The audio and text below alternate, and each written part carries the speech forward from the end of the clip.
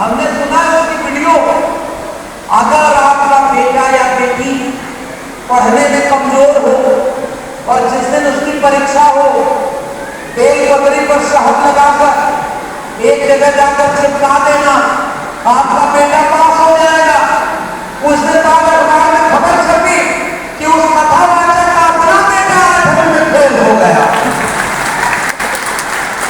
जो दूसरे के बेटा बेटी को पास करा रहा था, उसका अपना बेटा 8वीं में।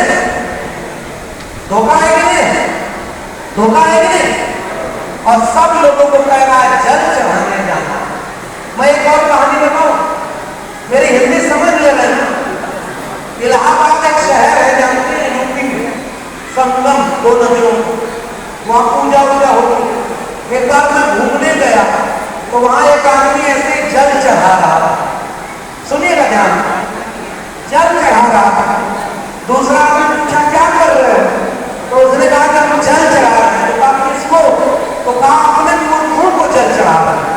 तो कहा मूर्खे कहाँ हैं? तो कहा गुजर गए, मर गए। तो कहाँ होंगे? तो कहा लाखों किलोमीटर दूर ऊपर कहीं स्वर्ग में होंगे। तो कहा यहाँ जल चढ़ा रहे हो तो वहां मिल जाएगा। हाँ मिल जाएगा।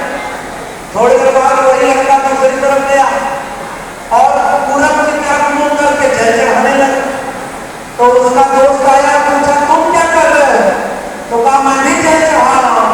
कहा किसको?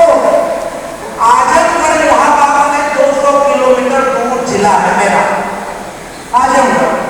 तो वो लड़का बोला कि वो आजमगढ़ में मेरा गेहूं का खेत है और पानी नहीं भर पाए हैं घर वाले, तो यहीं से पानी भर रहा हूं अपने खेत में।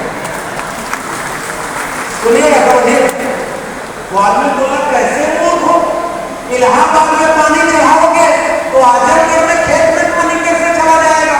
कहां कमाल की बात करते हो? इलाहाबाद में जल चढ़ाने पर कई लाख किलोमीटर दूर मूर्खों को मिल जाता है, तो आजमगढ़ में हमारे खेत को नहीं मिलेगा? तो वो सारे लोग अपना बोरिया लेकर भागते। बताओ, शिक्षा आएगी तो सवाल पूछोगे आप, शिक्षा आएगी तो अंधविश्वास में नहीं फंसोगे। पुराने जमाने में जादू दिखाने वाले आते थे, मेरे पिताजी पुराने पढ़े लिखे कॉमरेड, तो जादू दिखाने वाला आया तो मिट्टी थोड़ी सी उठाया, इतनी सी मिट्टी लिया हाथ में और मिट्टी लेकर के ऐसे मंत्र फूका और उसका पैसा बना दिया।